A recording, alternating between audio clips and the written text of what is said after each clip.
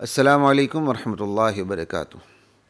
بسم اللہ الرحمن الرحیم والصلاة والسلام علی خاتم النبیین والمعصومین وعلی آلہ وصحبہ اجمعین، اما بعد۔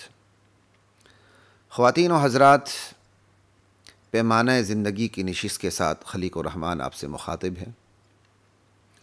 ہماری بات چل رہی ہے کہ نبی کریم صلی اللہ علیہ وسلم نے جو محنت کی اس امت پر، وہ یوں کی کہ اس ایمان و یقین پر جو کافرانہ نظریات اور اصطلاحات اور فتنے اور بیانیوں کی جو ایک گرد پڑ چکی تھی، نبی علیہ السلام نے وہ گرد جھاڑی، وہ شیطانی نظریات کی حقیقت بے پردہ کی، تو پھر ایمان کا روشن چہرہ سامنے آیا اور کفر کی تاریک صورت بھی سامنے آئی۔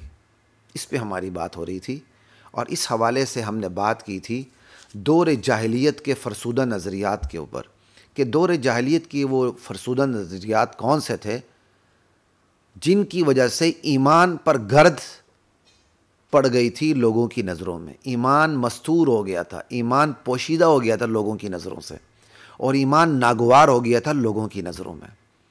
تو ہم نے فہرست پوری قرآن کریم کی روشنی میں اور سنت کی روشنی میں، اور اکثر فہرست ہم نے قرآن کریم کی روشنی میں پیش کی تھی کہ یہ وہ عقائد اور نظریات اور جھوٹے بیانیوں کی فہرست ہے جن کی وجہ سے لوگوں کی نظر میں ایمان ناگوار ہو گیا تھا اور کفر فسق عصیان خوشگوار ہو گیا تھا۔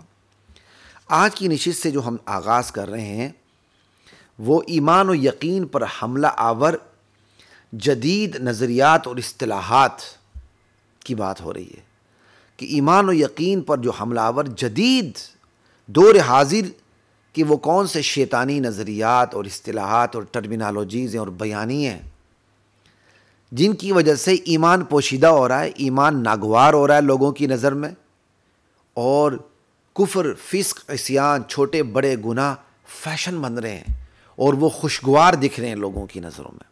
تو آج کی اس نشست سے ہم اس کا آغاز کر رہے ہیں، اور انشاءاللہ چند نشستوں تک یہ بات چلتی جائے گی ہماری۔ اس حوالے سے جو پہلا شیطانی نظریہ ہے، کارگر اور مہلک اور آج کی دنیا میں چلتا ہوا سکہ، جس میں دنیا دار تو دنیا دار، بے دین تو بے دین، دیندار بھی جس کی لپیٹ میں آ چکے ہیں، وہ ہے انسانیت کا فتنہ۔ جی آپ درست سن رہے ہیں، آپ غلط نہیں سن رہے، انسانیت کا فتنہ۔ آپ کو حیرانی تو ہو رہی ہوگی کہ بھائی انسانی تو بڑی اچھی چیز ہے، ہم بھی کہتے ہیں ارے بھائی بندے بنو، انسان بنو، کہتے ہیں نا انسان بنو۔ انسانیت کتنا خوبصورت لفظ ہے اپنی حقیقت میں، اور کوئی شک نہیں ہے واقعی انسان میں انسانیت ہونی چاہیے، ورنہ تو وہ حیوان ہے۔ لیکن یہ کتنا خوشگوار بیانیہ ہے آج کی دنیا میں، یہ کتنی خوشگوار اور خوبصورت اصطلاح ہے، لیکن آج کی دنیا میں اس کا کتنا غلط استعمال ہو رہا ہے۔ اللہ اکبر۔ پھر آپ کہیں گے جی آپ صحیح استعمال کریں، انسانیت کی نفی کیوں کرتے ہیں؟ تو بھائی ہم اپنی اصطلاحات کو کیوں نہ لیں؟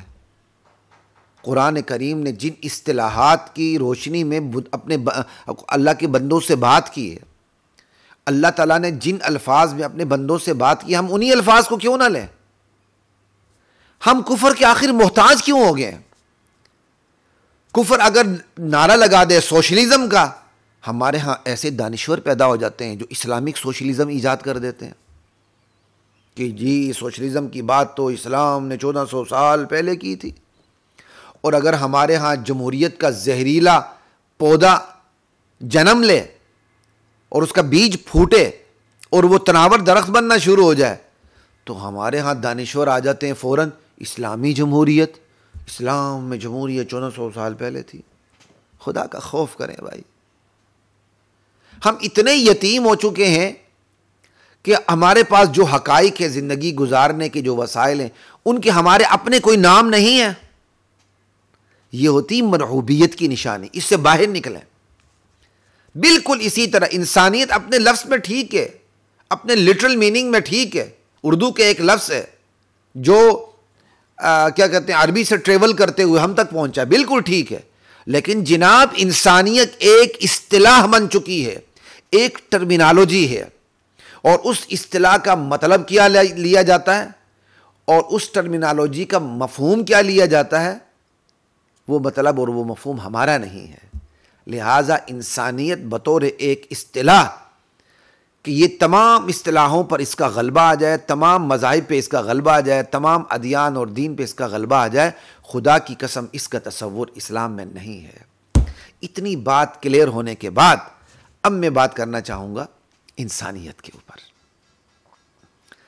کہ انسانیت کے خوشگوار عنوان نے کیا قہر ڈھائے، کون سے قہر ڈھائے، کس طرح ایمان کے روشن چہرے کو تاریک بنانے کی کوشش کی ہے اس انسانیت نے، اس نام نہاد انسانیت نے۔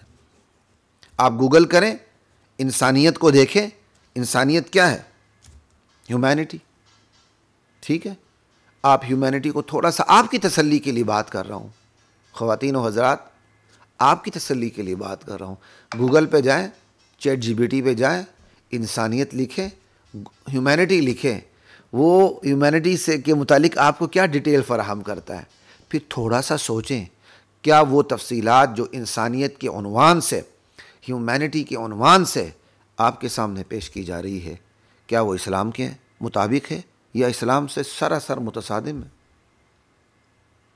وہ اسلام سے سراسر آپ کو متصادم نظر آئے گی، تو پھر آپ انسانیت کا نام لینا بھی گوارا نہیں کریں گے بطور ایک اصطلاح کے۔ ہاں، ہمارے محاورے